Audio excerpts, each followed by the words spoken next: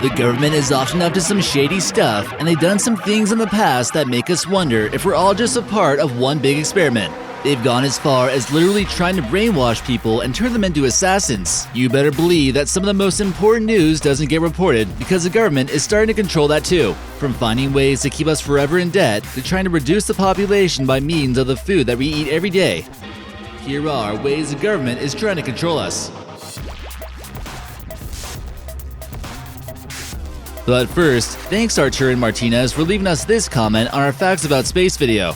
Be sure to watch this video and let us know some other ways the government might be trying to control us, and maybe we'll feature you in an upcoming video. Number 10. Chemtrails. Many people in the US firmly believe that gas emitted by jets and other planes are mixed with toxins and other chemicals through chemtrails. The media has portrayed everyone who believes in chemtrails to be a total whack job. But with all the crazy stuff our government has done, there's a reason to be suspicious. Sometimes you look into the sky and you see a bunch of them and think nothing of it. Aviation experts are likely to tell you that it's just what happens when fuel gets released that high up into the atmosphere. That was the case in St. Louis in the 1950s, where the government had sprayed cadmium sulfide from their planes. This was during what was known as Operation Lac. Others believe that the experiments haven't stopped and they're trying to create or already have different chemicals that can provoke weather changes, while some think that the chemicals play a role in dumbing down the public. What do you believe? Number 9. Imprisoning America. Has martial law been put into effect? 4.4% of our population is currently incarcerated in our prison systems, which equates to over 2.2 million people. The harsh and insensitive conditions has led to many repeat offenders, and 4 million Americans are stripped of their rights for even longer when they enter the civilian world or on parole. One of the more startling statistics shows that 75% of prisoners will re-enter within the next 5 years of their release. Considered to be universities for criminals, criminals can actually become more intelligent on how to commit crimes by learning from other prisoners inside. Private prisons are now making it more profitable for us to get arrested, and someone will earn some big bucks for you being locked up. Number 8. Project Mockingbird. Sometimes, it's not exactly what the news is talking about that should have your attention. It's actually about what they're not talking about that you should be concerned with. Do you ever feel like the government is pushing an agenda by the news we watch? Have you ever felt like our freedom of the press is at risk here in this country? You might expect media control in places like North Korea, but what about right here in the USA? Also known as Operation Mockingbird, the CIA was secretly paying journalists for years, since the 1970s, to manipulate the media. Rather recently, this conspiracy theory was proven to be true, and even bloggers are carefully watched. It's not just the government who's in control here either. In a disputed quote made by David Rockefeller, it states that he was very grateful that the Washington Post, the New York Times, and Time magazine respected their promises of discretion for almost 40 years. And if they didn't have that discretion, it would have been hard for them to set up a world government. Whether the quote was true or not, you can get an idea of how important the media is when it comes to controlling the population. But first, is Anderson Cooper a part of Operation Mockingbird? Let us know what you know about this and explain why or why not, and maybe we'll feature you in an upcoming video. Number 7. Operation Northwoods. It's not a conspiracy theory anymore when it just so happens to be true. Most of us wouldn't question the media if they saw a terrorist attack on the news, and we would believe that it was caused by a rogue nation. A false flag attack is defined as a covert operation designed to deceive or create the appearance that a particular group, nation, or party was responsible for something that they didn't do, and then a cover-up gets involved. The truth is, the CIA and other government agencies have been launching false flag attacks in other countries in order to bring upon civil unrest, such as the case of the coup d'etat of Chile and Iran, just to name a few. Such a plan was concocted in order for them to launch an attack against Cuba during the Cold War in 1962. They considered shooting down American aircraft such as passenger planes, military planes, boats filled with refugees, and so on. They even painted this Douglas A-26 aircraft to be the same color as the Cuban Air Force that they would use to make Americans believe that Castro was coming after us. Luckily, John F. Kennedy rejected the operation, but could it have cost him his life? Who knows? Number 6. GMO Infertility Problems. Population control has been an agenda of the global elite for quite some time now. And if you don't believe us, feel free to look into the topic from quotes of the Rothschilds and the Rockefellers on this topic, and you'll believe us then. If you're planning on having some kids someday in the future, you might want to avoid GMOs. Much testing has been done on the safety of GMOs, and the results may make you wonder how they're still even legal in the US.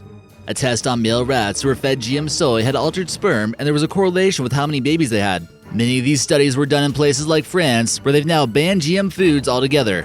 24 U.S. farmers claim that their pigs and cows were infertile after being fed genetically modified corn. What will happen to humans if they continue eating these frankenfoods? Number 5. Fluoride.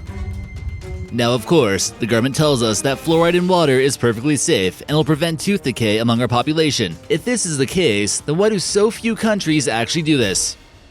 The introduction to fluoride is only in English-speaking countries like Canada, the UK, Australia, and New Zealand. Excessive amounts of fluoride can be as dangerous as arsenic. Many countries have actually stopped the practice of fluoridation. Could this process be a plot for the government to dumb down the population and make us less powerful to resist domination by tyrannical rule? Number 4. Department of Homeland Security. Typically, after a false flag attack, the government attempts to make changes for security purposes, and they wasted no time creating the Department of Homeland Security. After the attacks on 9/11, George Bush Jr. decided it was a good idea to create a new Department of Security in order to fight terrorism. We already got the FBI, National Guard, the CIA, the NSA, and now we just gotta spend more money on Homeland Security, just in case those guys can't do their job. With a budget of $40 billion and 240,000 employees, you can tell there's some people out there getting pretty big salaries. The department was blamed for wasting $2 billion on things unrelated to fighting terrorism. Number 3. Keeping us in debt. Is college really worth it nowadays, or is it all one big conspiracy to keep people in student loan debt for a long period of time? Many countries offer affordable or even free education after high school, but America certainly isn't one of them. While many debts can be forgiven with bankruptcy, student loan debt will follow you around until you kick the bucket. Student loan debt has totaled around $1.5 trillion, and graduates finish college with an average of $30,000 in debts. About 70% of college students are ending up with some form of student loan debt, and many of them are now starting to refuse to pay it.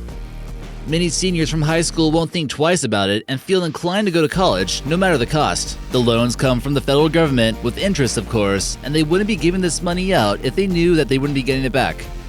You can go up to about 270 days without paying your loans, but anything longer can result in them confiscating your paychecks.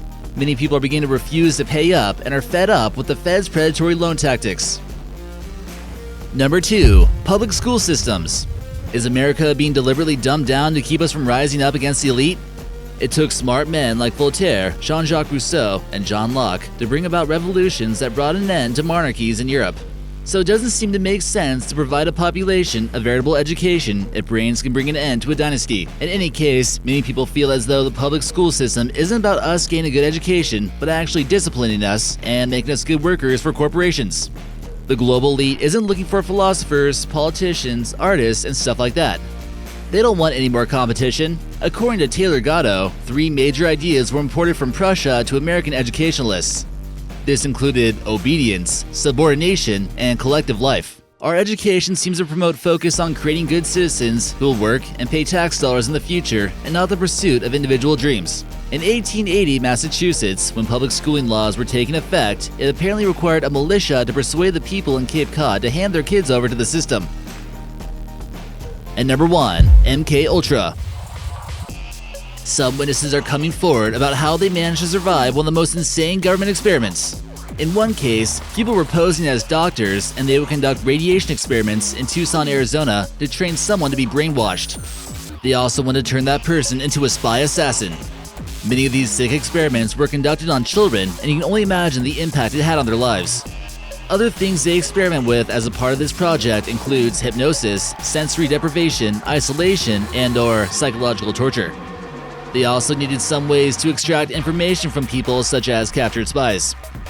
One operation of MKUltra was known as Midnight Climax, where the government would test LSD on unwilling participants in San Francisco, mainly on working girls. Once they were drugged, they then tested interrogation techniques. Sometimes truth can be stranger than fiction, and we recommend that you look into this one for yourself as well. Keep in mind, the CIA holds archives of this project on their public website, free to explore.